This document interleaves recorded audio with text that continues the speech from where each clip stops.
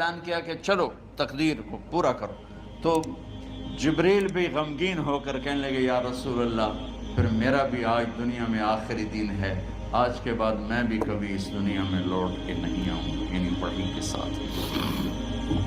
آپ کی آنکھیں بند ہوئیں، حضرت عائشہ رضی اللہ تعالیٰ عنہ کی چیخ نکلی تو ساری بیگمات دوڑی دوڑی آئیں، تو آپ کی منزل پوری ہو چکی تھی، تو آپ کو لٹایا گیا اور چادر ڈال دی گئی۔ ابو بکر رضی اللہ تعالیٰ عنہ اپنی دوسری بیگم کے پاس گئے تھے عوالی، 3-4 میل پتہ چلا، تو وہاں سے گھوڑے پر وہ دوڑتے ہوئے آئے اور آ کر آپ کے ماتھے سے چہرے سے کپڑا ہٹایا اور آپ کے ماتھے پر بوسہ لیا، تو آپ کے آنسو ماتھے پر گرے، کوا و نبیہ وا خلیلا وا صفیہ، ہائے میرا نبی، ہائے میرا دوست، ہائے میرا خلیل، ہائے میرا جگر، کہ یا رسول اللہ آج کے بعد آپ کوئی دکھ نہیں دیکھیں۔ 11 ہجری میں آپ حج کے لیے تشریف لے گئے اور یہ صورت آئی 11 تاریخ کو، 11 حج کے ذوالحج، اذا جاء نصر اللہ والفتح۔ اس میں اشارہ تھا کہ میرے نبی آپ کا مشن مکمل ہو چکا ہے،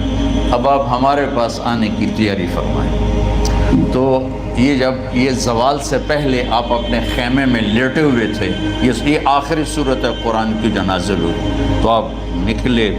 زوال کے بعد، آپ نے تینوں شیطانوں کو پتھر مارے، پھر آپ اپنی اونٹنی عذبہ پہ سوار ہوئے اور آپ نے یہ تاریخی جملہ بولا، ایھا الناس عسیٰ اللہ تلقونی بعد عامی ھذا، لوگو یہ میری تمہاری آخری ملاقات، آج کے بعد تم مجھے نہیں دیکھو۔ واپسی پر آپ نے معاذ بن جبل کو مدینے سے یمن روانہ فرمایا،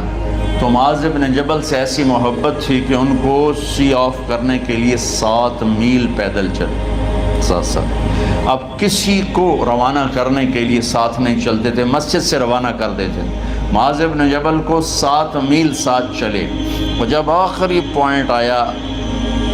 سفر کا تو کہنے لگے معاذ عسیٰ اللہ تلقانی بعد عامی ھذا، معاذ میری آخری ملاقات ہے، وَلَعَلَّكَ تَمُرُّ بِقَبْرِي وَمَسْجِدِي ھَذَا، جب تو واپس آئے گا تو میری قبر دیکھے گا اور میری مسجد مجھے نہیں دیکھے گا۔ تو فبکا معاذ جشعا لفراق رسول اللہ، تو معاذ بن جبل پھوٹ پھوٹ کے رونے لگے آپ کی جدائی کا تصور کر، تو آپ کی آنکھوں میں بھی آنسو آ گئے، تو آپ نے جلدی سے منہ یوں پھیر لیا، معاذ پیچھے ہو گئے اور آپ ادھر ہو گئے، اپنے آنسو چھپا لیے، معاذ